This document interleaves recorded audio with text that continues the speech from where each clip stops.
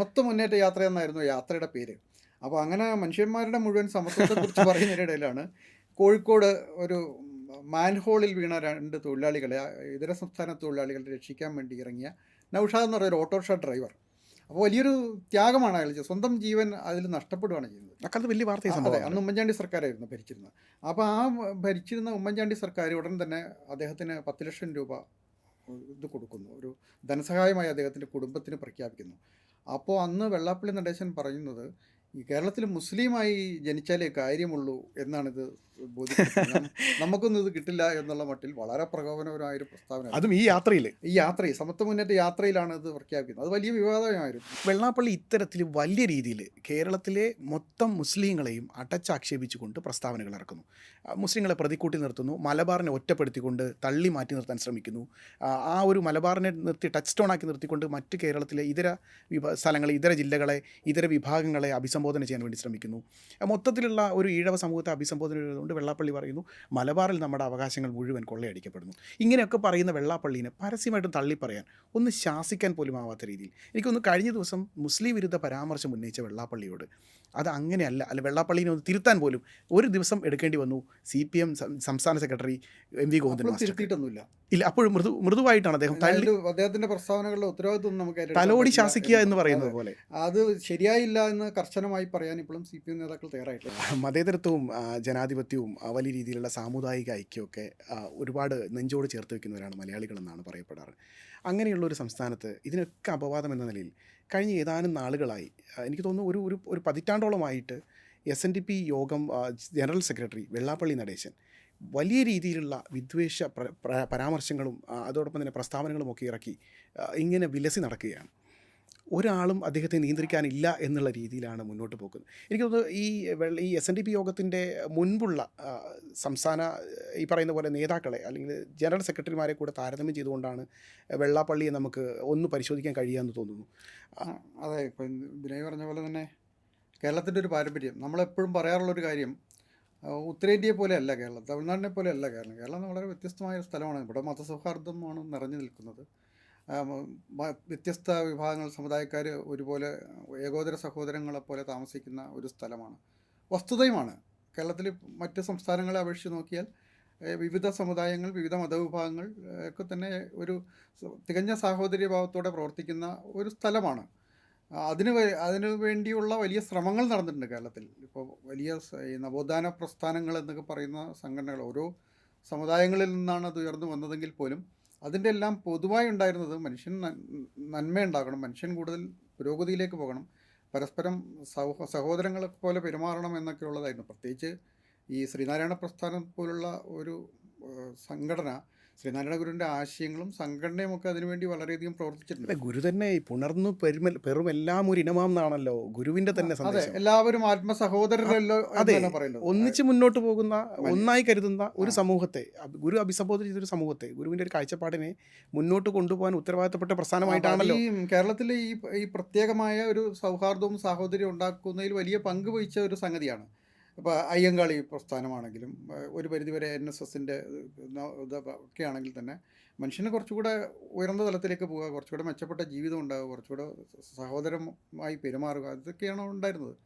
അപ്പോൾ അങ്ങനെയാണ് പോകുന്നത്. ഈ പുരോഗമന കേരളത്തിലെ ദേശീയ പ്രസ്ഥാനവും കമ്മ്യൂണിസ്റ്റ് പ്രസ്ഥാനവും ഒക്കെ ഇതിൻ്റെ ഒരു തുടർച്ചയായിട്ടാണ് എനിക്കത് MK രാഘവൻ്റെ ഒക്കെ നേതൃത്വത്തിൽ ഈ സംവരണ സമുദായ മുന്നണി എന്ന് പറയുന്ന ഒരു സംവിധാനം ഉണ്ടാക്കി, ഒരു ചട്ടക്കൂടുണ്ടാക്കി, ദളിത്, പിന്നോക്ക ക്രിസ്ത്യൻ, ഈ മറ്റ് ധീവര, അങ്ങനെയുള്ള കുറേ സമുദായങ്ങളെ ഒറ്റ കുടക്കീഴിൽ കൊണ്ടുവന്ന്, മുസ്ലിം സമുദായം അടക്കമുള്ളവർ ഒറ്റ കുടക്കീഴിൽ കൊണ്ടുവന്ന് മുന്നോട്ട് കൊണ്ടുപോകാനുള്ള ഈ നമ്മുടെ സംവരണത്തിനെതിരെയുള്ള കേന്ദ്ര സംസ്ഥാന സർക്കാരുകളുടെ നിലപാടുകളെ പ്രതിരോധിക്കാൻ ലക്ഷ്യമിട്ടിട്ട് അങ്ങനെ കൊണ്ടുവന്ന ഒരു പദ്ധതിയെ ഒരു പക്ഷത്തെ അട്ടിമറിക്കുക തന്നെയായിരുന്നില്ലേ വെള്ളാപ്പള്ളി ചെയ്തത്?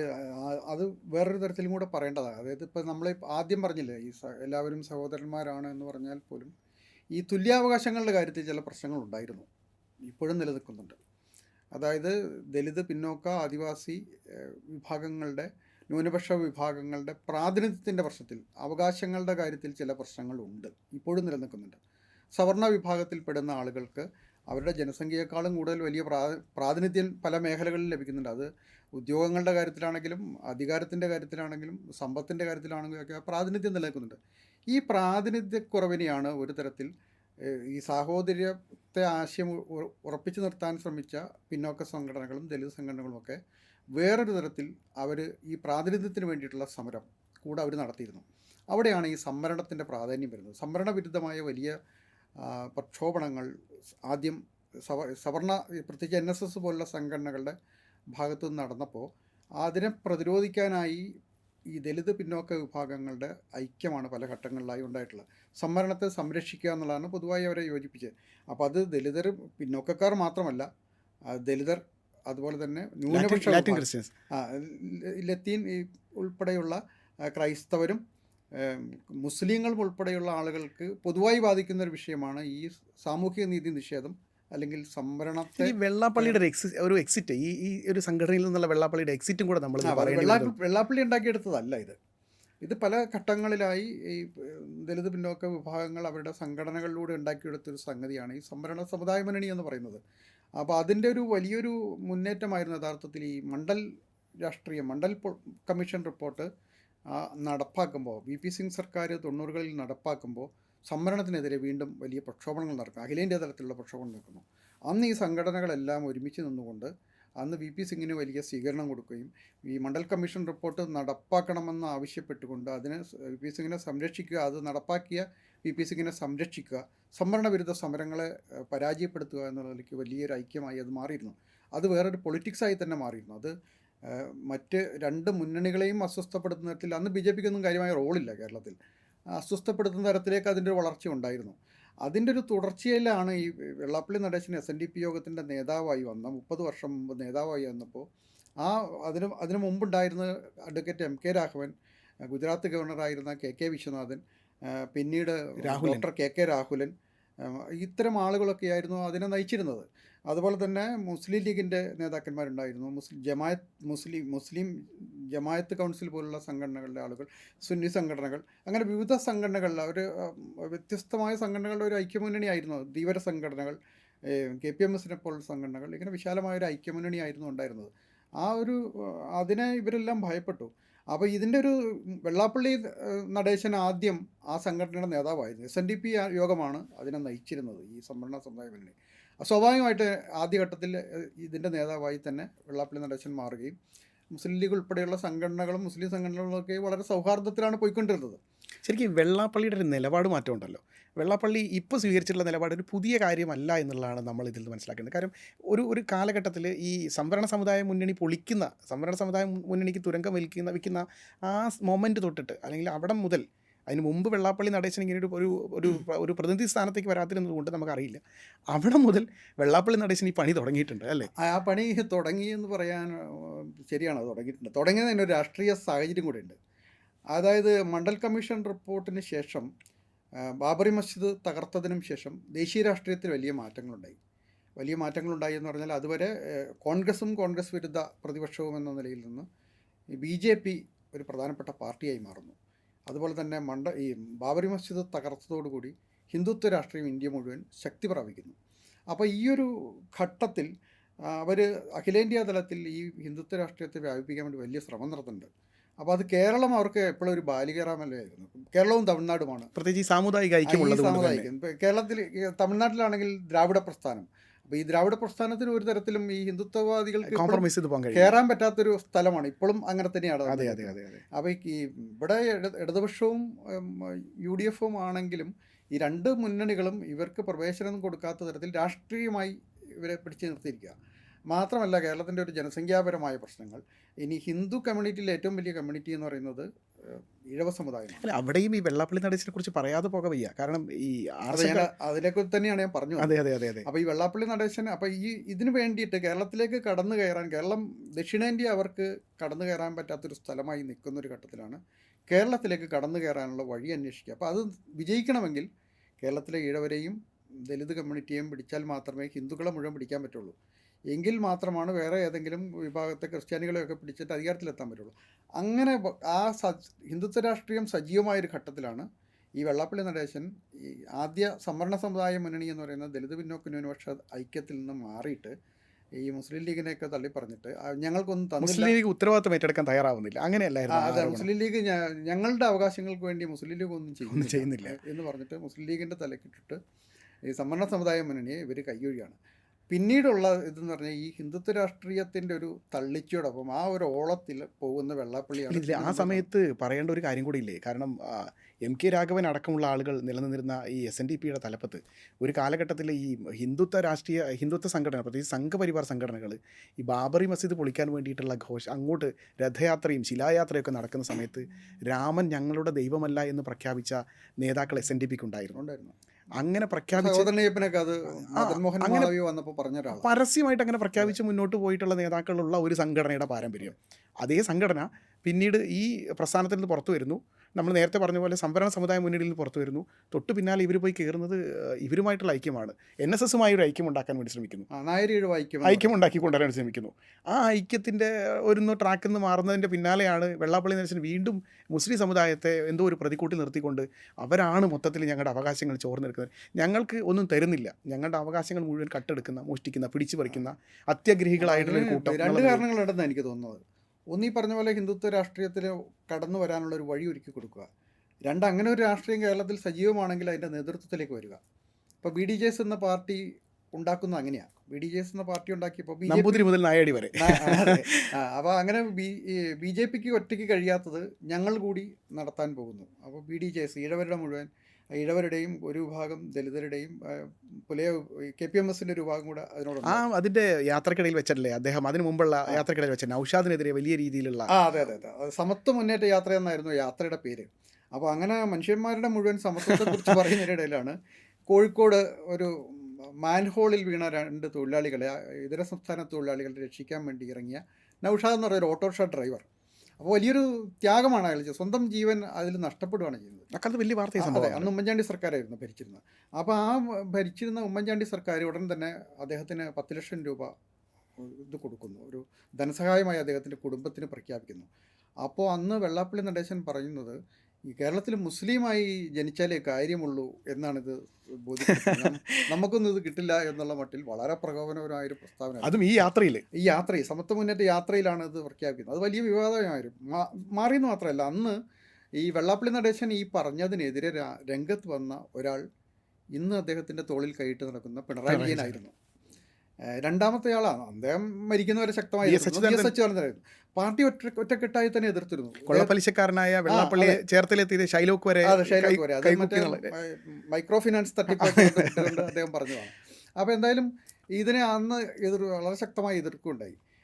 മാത്രമല്ല, പിന്നീട് ഉള്ള ഘട്ടത്തിൽ ഈ കോൺഗ്രസ് വന്ന് എതിർത്തു. ഉമ്മൻചാണ്ടി സർക്കാരിന് ഇതിനെതിരെ പരാതി കൊടുക്കുന്നത് VM സുധീരനായിരുന്നു. അന്ന് അദ്ദേഹം KPCC പ്രസിഡൻ്റായിരുന്നു. ഇഴവ സമുദായത്തിൽ നിന്നുള്ളൊരു നേതാവാണ്.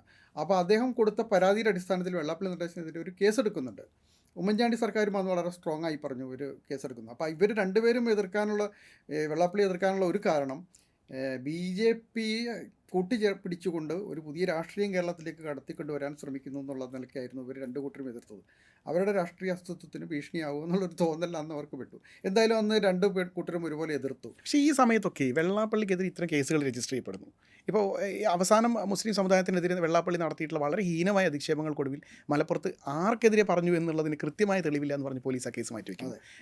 ഉമ്മൻചാണ്ടിയുടെ കാലത്ത് വെള്ളാപ്പള്ളിക്കെതിരെ എടുത്ത കേസുകൾ പലതും ഇപ്പോഴും വെള്ളാപ്പള്ളി വളരെ സേഫായിട്ട് മുന്നോട്ട് പോകുന്നു. ഇത് പലപ്പോഴും ഈ ആരുടെയൊക്കെയോ ഒരു മറ, പ്രത്യേകിച്ച് ഇടത് വലത് മുന്നണി ഭേദമന്യേ വെള്ളാപ്പള്ളിനെ ആരൊക്കെയോ സംരക്ഷിക്കുന്നില്ല. വെള്ളാപ്പള്ളിയെ സംരക്ഷിക്കുന്നു എന്ന് പറഞ്ഞാൽ വെള്ളാപ്പള്ളി യഥാർത്ഥത്തിൽ ഇവർ CPM വിചാരിക്കുന്ന പോലെ വെള്ളാപ്പള്ളി CPMനെ സഹായിക്കാൻ വേണ്ടിയാണോ ഇത് പറയുന്നതെന്ന് നമ്മൾ സംശയിക്കണം. കാരണം ഞാൻ നേരത്തെ പറഞ്ഞതുപോലെ ഈ അന്നത്തെ ആ പൊളിറ്റിക്സിൽ നിന്ന് വെള്ളാപ്പള്ളി ഒരു ഇഞ്ച് പിന്നോട്ട് പോയിട്ടില്ല. അതായത് ഹിന്ദുത്വ രാഷ്ട്രീയത്തെയോ BJPയോ ഒരു തരത്തിലും അദ്ദേഹം ഇപ്പോഴും എതിർക്കുന്നില്ല. അവരെ അനുകൂലിച്ചുകൊണ്ടും അവരെ മകൻ ഇപ്പോഴും BDJSന്റെ നേതാവാണ്. നവോത്ഥാന സമിതിയുടെ ചെയർമാനാണ് വെള്ളാപ്പള്ളി നടക്കുന്നത്. അത് വേറെ കാര്യം. ഞാൻ പറഞ്ഞു വന്നത്, ഈ ഇവർക്ക് BJPയുമായും ഹിന്ദുത്വ സംഘടനകളുമായുള്ള ആ ബന്ധത്തിൽ നിന്ന് ഒരു ഇഞ്ച് പോലും വെള്ളാപ്പള്ളി പിന്നോട്ട് പോയിട്ടില്ല. അങ്ങനെ നരേന്ദ്രമോദിയെയും ഇവരെല്ലാം പുകഴ്ത്തിക്കൊണ്ട് തന്നെയാണ് അദ്ദേഹം നിലനിൽക്കുന്നത്. പക്ഷേ കേരളത്തിൽ വേറൊരു ലൈൻ എടുക്കുന്നു. കേരളത്തിൽ അദ്ദേഹം പിണറായി വിജയനെ പിന്തുണയ്ക്കുന്നു. പിണറായി വിജയൻ സർക്കാരിനെ പിന്തുണയ്ക്കും. പിണറായി വിജയൻ സർക്കാരിനെ മാത്രമല്ല, പിണറായി വിജയനെയാണ് അദ്ദേഹം പിന്തുണയ്ക്കുന്നത്. ശരിക്കും വെള്ളാപ്പള്ളിക്ക് 2 ദൈവങ്ങളാണോ ഉള്ളത്? 2 ദൈവങ്ങളുണ്ട്, പിണറായി വിജയനും അപ്പോൾ നരേന്ദ്രമോദിയും. ഇതിൽ ഏതോ തരത്തിൽ ആദ്യം ശക്തമായി എതിർത്ത ഈ CPM, പ്രത്യേകിച്ച് പിണറായി വിജയൻ, ഈ വെള്ളാപ്പള്ളിയുടെ ഈ പിണറായി സ്തുതിയിലോ അല്ലെങ്കിൽ ഇവരോടുള്ള അടുപ്പത്തിലോ വീണുപോയെന്നാണ് എനിക്ക് തോന്നുന്നത്.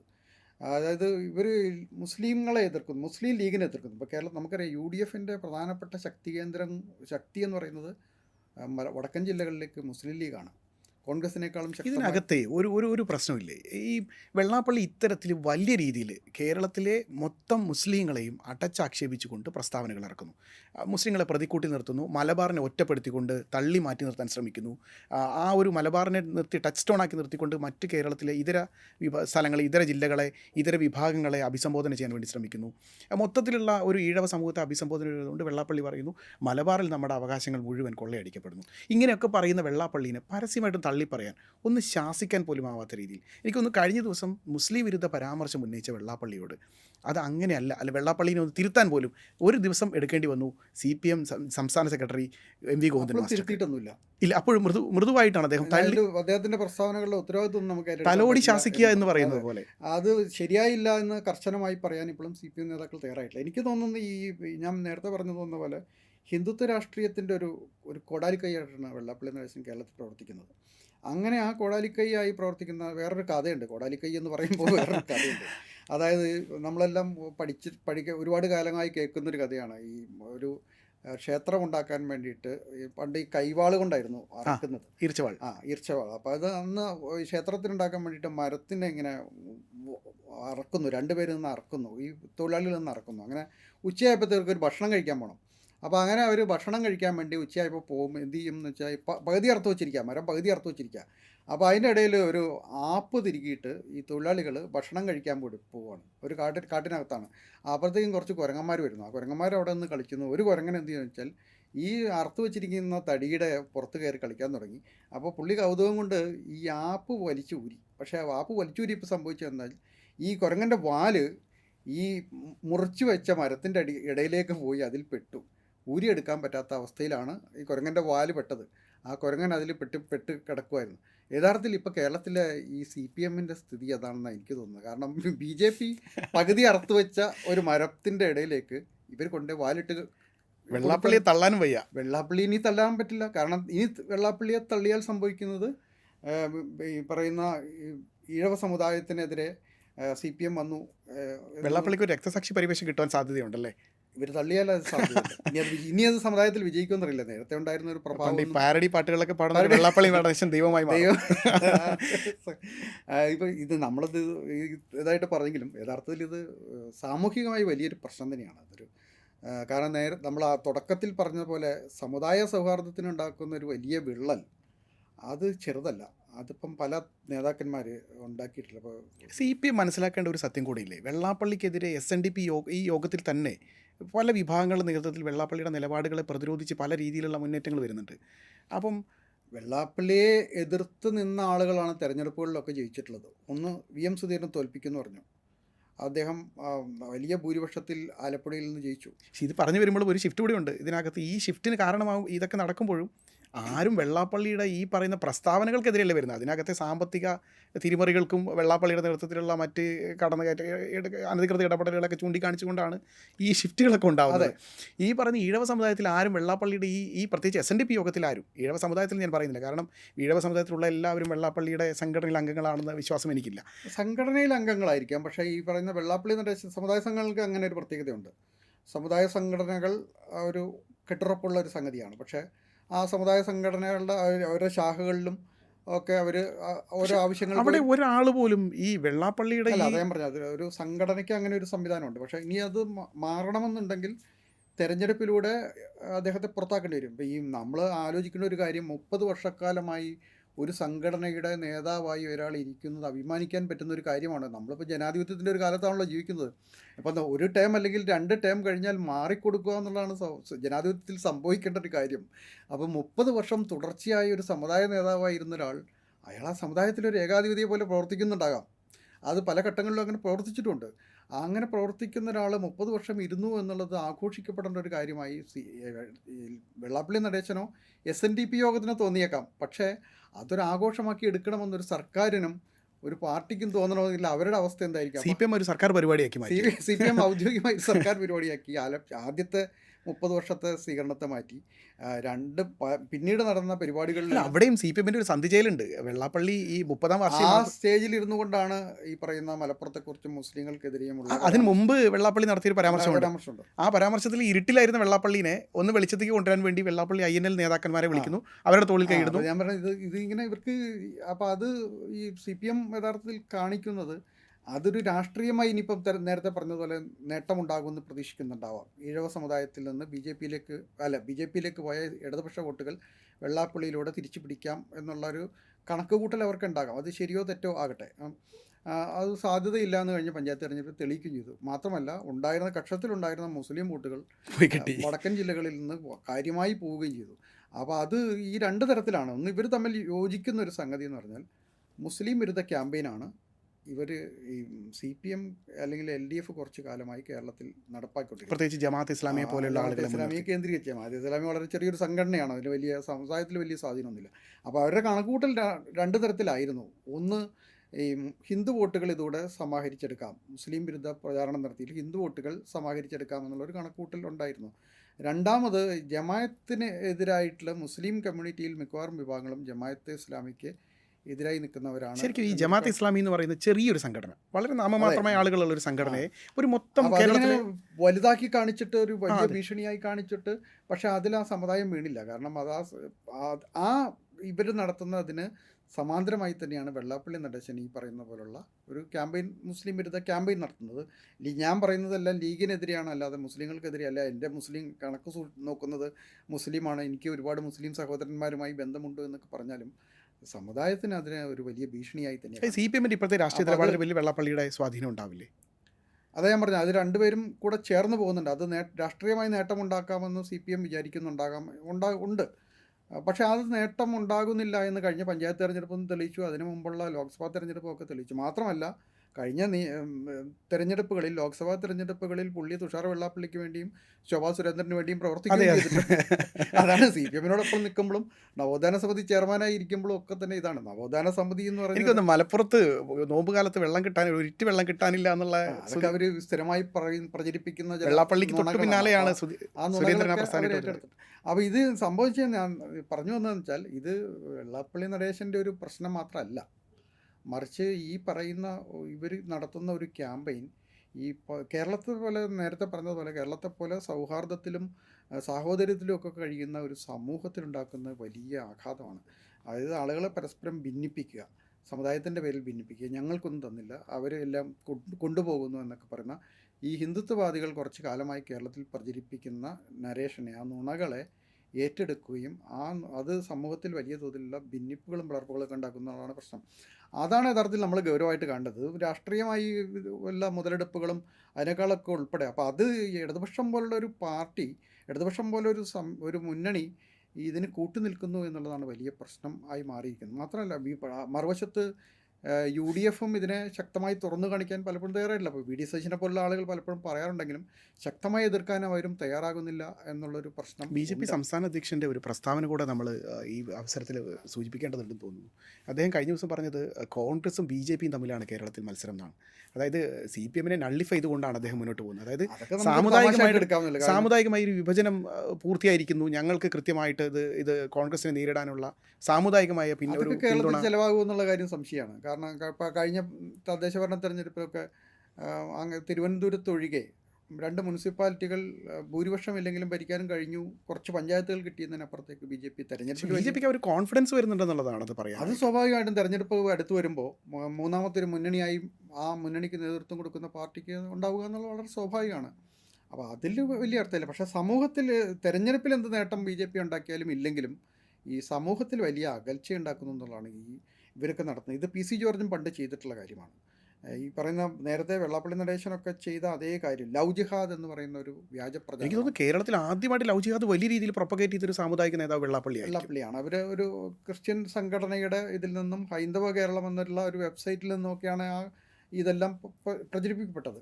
അപ്പോൾ അത് 2 വിഭാഗങ്ങളാണ് ഏറ്റെടുത്തത്. അന്ന് ക്രിസ്ത്യൻ സംഘടനകളായിരുന്നു, പിന്നെ ഇത് വലിയ തോതിൽ ഇത് ഇമ്പാക്റ്റ് ഉണ്ടാക്കിയത് വെള്ളാപ്പള്ളി നടേശൻ SNDP യോഗങ്ങളിൽ ഷാഹയുടെയും അതുപോലെ മറ്റ് യോഗങ്ങളിലൊക്കെ പങ്കെടുത്തുകൊണ്ട് നമ്മുടെ കുട്ടികളെ ഇവർ തട്ടിക്കൊണ്ടു പോകുന്നു, സൂക്ഷിക്കണം, മതപരിവർത്തനം നടത്തുന്നു. മതപരിവർത്തനം പ്രണയത്തിലൂടെ വിവാഹം കഴിച്ച് അവരെ തട്ടിക്കൊണ്ടു പോകുന്നുള്ള പ്രചാരണം നടത്തി. അങ്ങനെയാണ് അത് ഈ ഇദ്ദേഹത്തിൻ്റെ ക്യാമ്പയിൻ, ഈ മുസ്ലിം വിരുദ്ധ ക്യാമ്പയിൻ തുടങ്ങുന്നത്. ഇടതുപക്ഷം അതൊക്കെ മറന്നു പോകുന്നു എന്നുള്ളതാണ് ഒരു പ്രശ്നം. അങ്ങനെ പലതരത്തിലുള്ള ക്യാമ്പയിൻ, അതുപോലെ മറുവശത്ത് പി.സി. ജോർജ്. നാർക്കോട്ടിക് ജിഹാദ് എന്നൊക്കെ പറയുന്ന അതെ അതെ ക്യാമ്പയിൻ സഭകളുടെ ഭാഗത്തുനിന്ന് ഉണ്ടാകുന്നു. അപ്പോഴും അവിടെ അവിടെ സാന്ത്വനിപ്പിക്കാൻ എത്തിയത് VN വാസവനായിരുന്നു. അപ്പോൾ എപ്പോഴൊക്കെ ഇത്തരം ഇത് അപകടകരമായ പ്രസ്താവനകൾ എവിടെ നിന്നൊക്കെ വരുന്നു, അപ്പോൾ അവിടെയെല്ലാം സാന്ത്വനവുമായി എത്തുന്നതല്ലേ, അവരെ കൂട്ടി നിർത്താൻ പലപ്പോഴും ഇടതുപക്ഷം ശ്രമിക്കുന്നത് വളരെ സങ്കടകരമായ കാര്യമാണ്. കാരണം ഈ കേരളത്തിൻ്റെ നവോത്ഥാന പാരമ്പര്യത്തെ ഉയർത്തിപ്പിടിക്കുന്നുവെന്ന് അവകാശപ്പെടുന്നവർ അവരാണ്. അപ്പോൾ ഈ നവോത്ഥാന പാരമ്പര്യത്തിലെ കേരളത്തിലെ ഏറ്റവും റിയാക്ഷണറി ആയ, ഏറ്റവും പിന്തിരിപ്പനായ ചില മൂല്യങ്ങളെയാണ് ഇപ്പോൾ ഇവർ കെട്ടിപ്പറ്റിയാൻ ശ്രമിക്കുന്നത്. അപ്പോൾ അത് വളരെ അപകടകരമായൊരു സാഹചര്യത്തിലേക്കാണ് പോകുന്നത്. എന്തായാലും ഇത് എത്രമാത്രം മുന്നോട്ട് കൊണ്ടുപോകും കഴിയുമെന്നുള്ളത് ആലോചിക്കേണ്ട കാര്യമാണ്. അങ്ങനെ മുന്നോട്ട് കൊണ്ടുപോകുന്നത് രാഷ്ട്രീയമായി മാത്രമല്ല, കേരള സമൂഹത്തിന് വളരെ അപകടകരമാണെന്ന് എനിക്ക് തോന്നുന്നത്. ഇതാണ് എനിക്ക് അവസാനമായിട്ട് പറയാനുള്ളത്. ഈ നവോത്ഥാനത്തിലൂടെ നമ്മൾ നാട് കടത്തിയ ദുർഭൂതങ്ങളെയൊക്കെ കൊണ്ടുവന്ന് പുതിയ മേലങ്കി അണിയിച്ച് CPM പ്രതിഷ്ഠിക്കുന്നു എന്ന് പറഞ്ഞാൽ അധികമായി പോകില്ലെന്ന് തോന്നുന്നു അല്ലേ? എല്ലാ തരത്തിലും അതിങ്ങനെ കൊണ്ടുവരികയാണ്. വെള്ളാപ്പള്ളിയിലൂടെ നർക്കോട്ടിക് ജിഹാദ്, ലവ് ജിഹാദ്, ഇങ്ങനെയുള്ള പലതരം പ്രസ്താവനകളെ കെട്ടിക്കൊണ്ടുവരുന്നു. പലതരത്തിൽ അതായത് ഞാൻ സൂചിപ്പിച്ചത്, അതായത് നമ്മളിത് പാർട്ടിയുടെ രാഷ്ട്രീയ നേട്ടങ്ങൾക്ക് അപ്പുറത്ത് ആര് ജയിക്കും എന്നുള്ളതിനപ്പുറത്തേക്ക് ഇത് സമൂഹത്തിൽ വലിയ ഒരു ഭിന്നിപ്പും ഇതൊക്കെയാണ് ഉണ്ടാക്കുന്നത്. അപ്പോൾ അത് നമ്മുടെ കേരള സമൂഹം അത് തടയുമെന്ന് എനിക്ക് തോന്നുന്നു. കാരണം കേരളത്തിന് അതിനുള്ളൊരു ശേഷിയുണ്ട്. ആന്തരികമായി ഒരു സാഹോദര്യത്തിൻ്റെയും സൗഹാർദ്ദത്തിൻ്റെയും അന്തരീക്ഷം ഇപ്പോഴും കേരളത്തെ ആരൊക്കെ ഭിന്നിപ്പിക്കാൻ നോക്കിയാലും അതിനെ ഒന്നിച്ച് നിൽക്കാനുള്ള ഒരു ശേഷി കേരള സമൂഹം അല്ല, പ്രകടിപ്പിക്കുന്നു. കേരള നവോത്ഥാനത്തിലൂടെ നേടിയെടുത്തിട്ടുള്ള ശക്തമായൊരു മൂല്യ അടിത്തറ നമുക്കുണ്ട്. ആ ഒരു അടിത്തറയിൽ നിന്നുകൊണ്ട് തന്നെ ഇത്തരം വെള്ളാപ്പള്ളി നടേശന്മാരെയും നമ്മൾ നേരിടും എന്നുള്ളത് തന്നെയാണ് എനിക്ക് തോന്നിയിട്ടുള്ളത് വ്യക്തിപരമായി. തീർച്ചയായിട്ടും അങ്ങനെ തന്നെയാണ്. അപ്പോൾ നമുക്ക് അവസാനിപ്പിക്കാം. ഇന്നത്തെ ചർച്ച ഇവിടെ അവസാനിപ്പിക്കാം.